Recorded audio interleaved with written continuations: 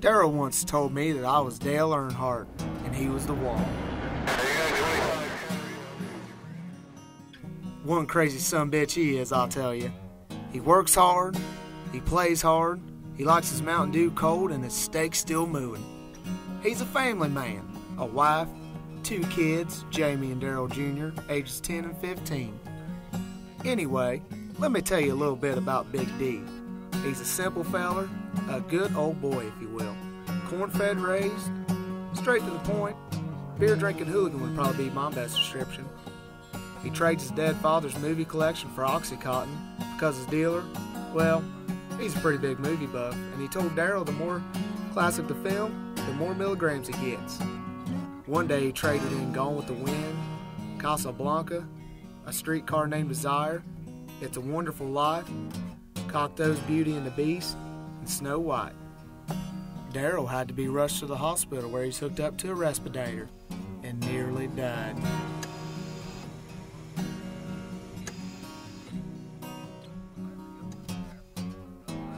Daryl was quite fond of his youngest son, Jamie, not so much Daryl Jr., who he refers to as a cake boy. When they were younger, after the boys were done breastfeeding, Daryl used to treat them to malt liquor and pork rind flavored baby food, which Jamie loved, but Daryl Jr. hated. Daryl Jr., on the other hand, is just downright a failure, I suppose. He watches all this queer stuff about dancing in tights and ice skating and talks with a lisp. He also paints and draws and knits his own clothing like he's some goddamn woman, and studies demon shit like spells and witchcraft.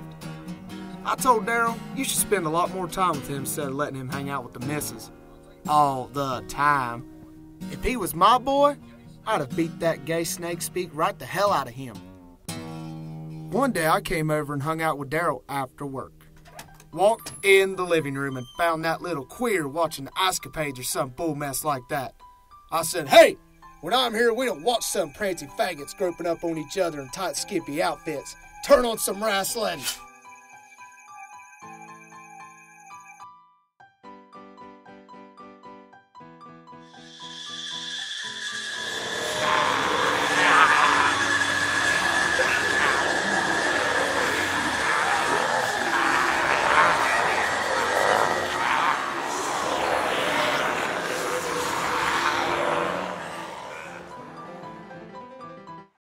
I don't know how to explain what happened after that.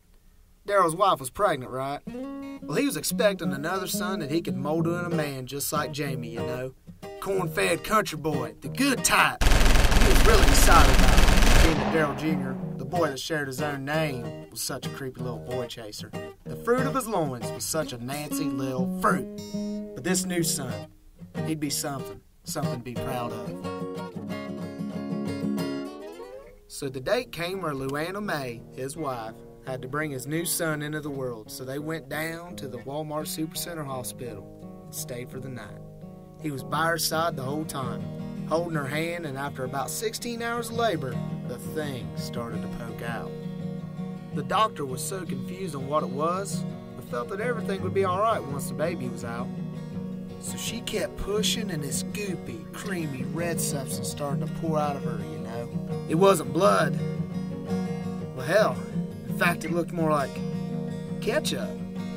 It even smelled like ketchup, so Daryl says. But he wasn't going to let that detour him from his beautiful baby boy. So he waited with confidence. And sure enough, the doctor pulled it out. But it was no boy.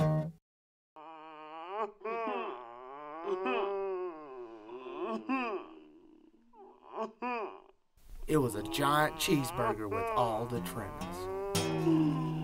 Big, huge, thick stalks of lettuce, one big-ass slice of tomato, American cheese that looked as big as a notebook, 3 giant saucer-shaped pickles, and a giant slab of grade A beef. The kind of thing you'd find at a fancy restaurant like Riley's. When the burger was weighed, it came out to be about 8 pounds and 4 ounces. And to piss off Daryl Jr., even more, Big D is currently raising it as his own.